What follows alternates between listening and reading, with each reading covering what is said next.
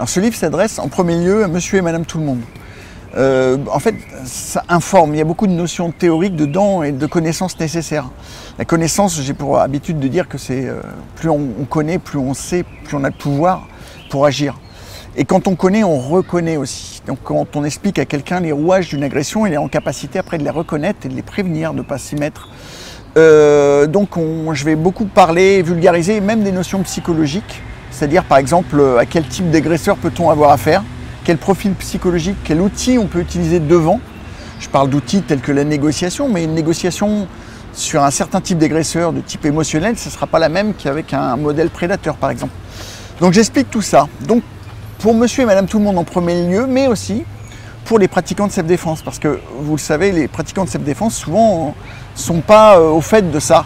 Ils savent faire des réponses physiques à des agressions physiques, mais ils n'ont pas bossé tout ce qui est avant et ni même tout ce qui est après. Donc je pense que c'est une information en plus pour tous les pratiquants de self-défense, quels qu'ils soient.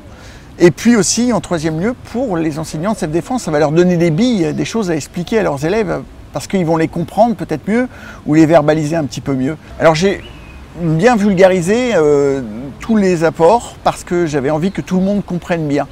Donc que tout le monde comprenne bien et assimile toutes les données que je donne pour pouvoir s'en resservir, que ça soit pratico-pratique en quelque sorte.